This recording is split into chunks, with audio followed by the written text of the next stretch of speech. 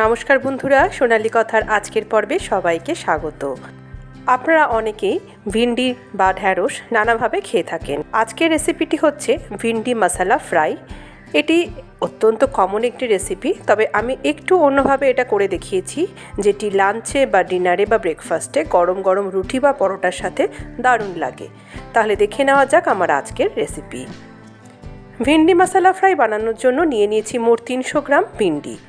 ভালোভাবে গোটা অবস্থাতেই ভিন্ডিগুলোকে পরিষ্কার জলে ধুয়ে মুছে তারপর লম্বালম্বি করে চিড়ে নিয়ে, যেগুলো একটু বড় সাইজের ভিন্ডি সেগুলোকে 4 টুকরো, আর যেগুলো ছোট সাইজের সেগুলোকে 2 টুকরো করে নিয়ে।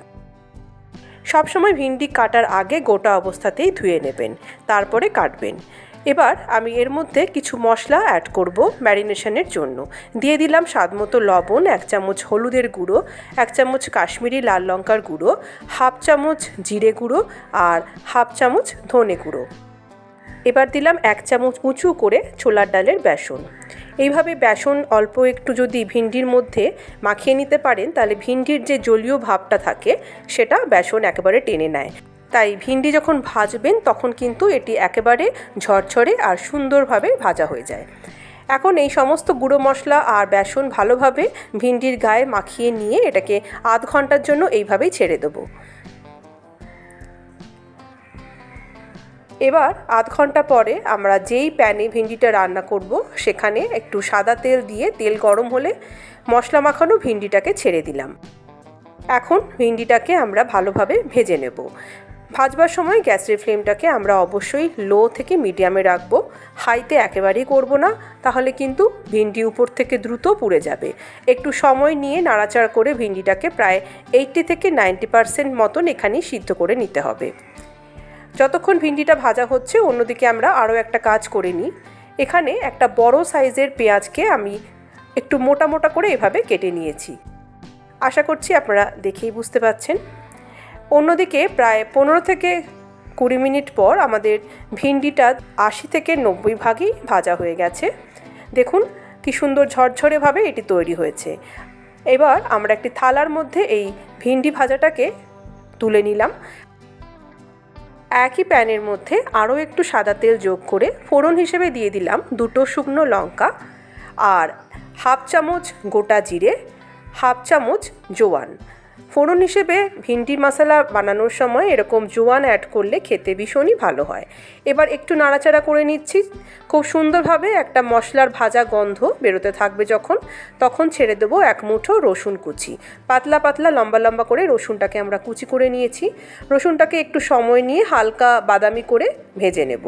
রসুন ভাজা হয়ে গেলে এখান থেকে একটা খুব সুন্দর গন্ধ বেরোবে। খুব বেশি লাল করে কিন্তু ভাজবো না। হালকা বাদামি বর্ণের যখন হয়ে যাবে ছেড়ে দেবো পেঁয়াজগুলোকে 2 থেকে 3 মিনিট এই তেলের মধ্যেই একটু নাড়াচাড়া করে নেব। পেঁয়াজ কিন্তু আমরা এখানে খুব বেশি নরম করে ভেজে নেব না। আমরা পেঁয়াজটাকে এমনভাবেই ভাজবো যেন এর যে ক্রিস্পি ভাবটা বা ক্রাঞ্চি ভাবটা সেটা যেন বজায় থাকে। এখন আমরা পেঁয়াজের মধ্যেই ছেড়ে দেবো আমাদের ভেজে রাখা ভিন্ডি মশলা। ভিন্ডিটা অলরেডি আমাদের প্রায় 80 থেকে 90% সিদ্ধ হয়েই আছে, তাই আর বেশিক্ষণ নয়, 5 থেকে 7 মিনিট আমরা ভিন্ডিটাকে আরও একবার পেঁয়াজের সাথে রসুনের সাথে নাড়াচাড়া করে নেব। এখানেই আমি অ্যাড করে দিচ্ছি একটু কাশ্মীরি লাল লঙ্কার গুঁড়ো। আমার কাছে মনে হয়েছে এটা আর একটু দিলে ভালো হবে। একটু জিরে গুঁড়ো আর সবশেষে দিয়ে দেবো আমচুর পাউডার। এটা চেষ্টা করবেন এই ভিন্ডি মশলা ফ্রাই বানানোর সময় অবশ্যই দিতে, তাহলে এর স্বাদ ভীষণই ভালো হয়। এবার 2-3 মিনিট এটাকে নাড়াচাড়া করে নিলেই তৈরি হয়ে গেল আমাদের আজকে দারুণ স্বাদের চটপাটা ভিন্ডি মশলা ফ্রাই, যেটি গরম গরম আমরা কিন্তু ভাত, রুটি, পরোটা, লুচি এই সব কিছুর সাথেই এনজয় করতে পারি। আশা করছি আজকের রেসিপিটি আপনাদের ভালো লেগেছে। আর যদি ভালো লাগে তাহলে অবশ্যই এটিকে লাইক, কমেন্ট আর বন্ধুবান্ধব, আত্মীয় স্বজন সকলের মধ্যে শেয়ার করবেন। আমার চ্যানেলে নতুন বন্ধু হয়ে থাকলে আজকেই চ্যানেলটিকে সাবস্ক্রাইব করে নিয়মিত আমার পাশে থাকবেন। পাশে থাকা বেল আইকনটিকে অবশ্যই প্রেস করে দেবেন, যাতে আমি যখন নতুন কোনো ভিডিও আপলোড করব নোটিফিকেশান সবার আগে আপনাদের সবার কাছে পৌঁছে যাবে। নিত্য নতুন রেসিপি আমি আমার চ্যানেলে দিতেই থাকি। আপনারা নিয়মিত আমার চ্যানেলটিকে দেখতে থাকুন। আজ তবে আসি, নমস্কার।